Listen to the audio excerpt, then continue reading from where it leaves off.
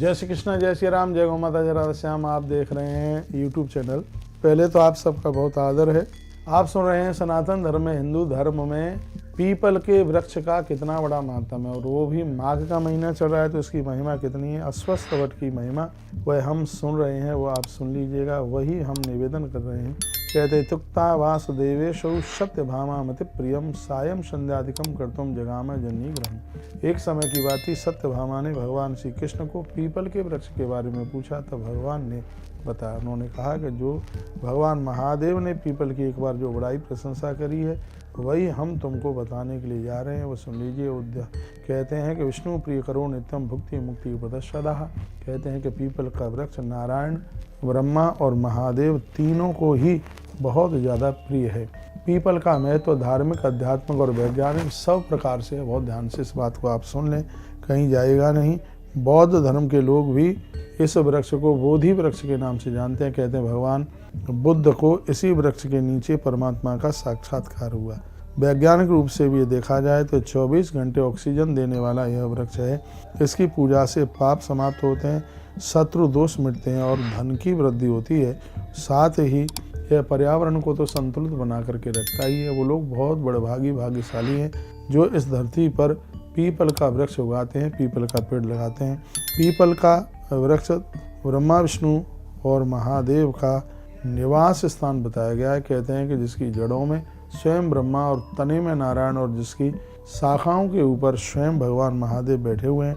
महात्मा गौतम को इसी वृक्ष के नीचे भगवत साक्षात्कार यानी ज्ञान की उपलब्धि हो गई। इतना ये अद्भुत यह वृक्ष है। इसके नीचे किया गया अनुष्ठान, अध्ययन, जप और संस्कार जैसे मुंडन, कर्ण छेदन संस्कार किए जाएं तो वह अपने आप में सिद्ध हो जाते हैं। पीपल के वृक्ष को शनिवार को दर्शन कर लें, परिक्रमा कर लें, 1 लोटा जल चढ़ा दें और सरसों के तेल की जोत जला दें तो उस व्यक्ति की शनि की दशा उतर जाती है। इतनी बड़ी महिमा इस वृक्ष की। विष्णु शिव शिवा कुर्यात दाले हरि जागरणम से विष्णु ग्राह भावे सर्वदेवालय विश्वभा। कहते हैं कि शनिवार के दिन पीपल के वृक्ष के नीचे हरि का जागरण, अमावस्या के दिन, पूर्णिमा के दिन, विशेष तिथियों में यदि इस वृक्ष के नीचे हरि जागरण किया जाए तो रोज भी आप कर सकते हैं। तो कहते हैं शिव विष्णु ग्राह भावे, ऐसे लोगों का घर है वो देवताओं का घर बन जाता है। सर्वदेवालय विश्वभा, उस घर में संपूर्ण देवता आकर के विराजित हो जाते हैं। इतना बड़ा महात्म भैया पीपल का है।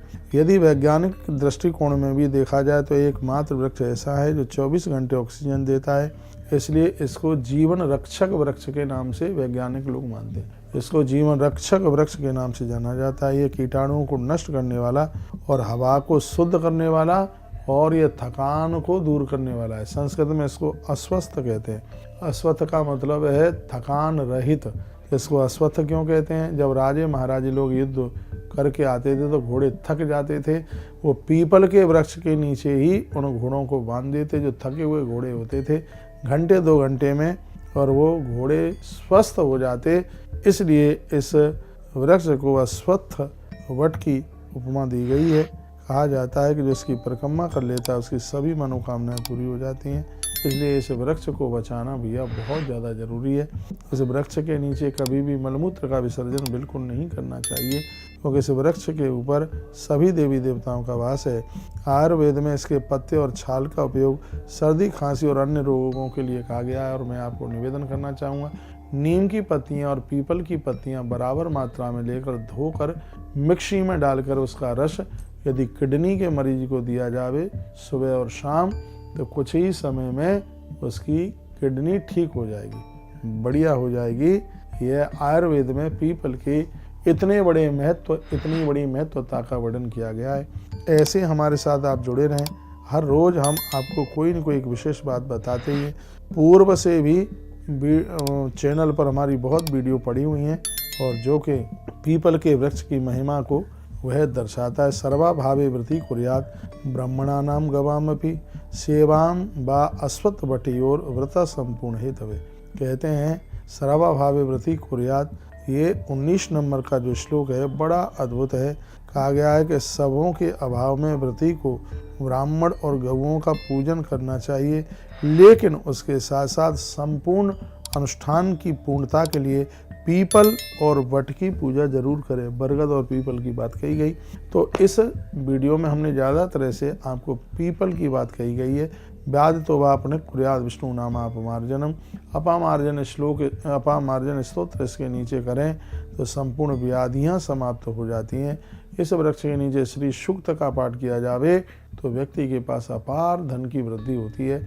इतनी बड़ी महिमा इस वृक्ष के नीचे आम की लकड़ियों पर यदि श्री सूक्त से हवन किया जाए तो घोर गरीबी का नाश हो जाता है। पीपल का वृक्ष इतना अद्भुत है। तो मैंने 18 तारीख अमावस्या से पहले यह पीपल की महिमा आपके पास वीडियो भेजी है। मैं कहूँगा कि 18 तारीख को आप पीपल की पूजा करें, वंदन और प्रणाम करें, बहुत ज़्यादा आनंद हो जाएगा। तो आप बिल्कुल डालियों को बिल्कुल तोड़े नहीं, वंदन पूजन प्रणाम। बहुत बहुत धन्यवाद आप सभी के लिए। वीडियो आपने पूरा सुना, ऐसे हमारे साथ जुड़े रहिए, नई नई अपडेट प्राप्त करते रहिए। हर हर महादेव, घर घर महादेव।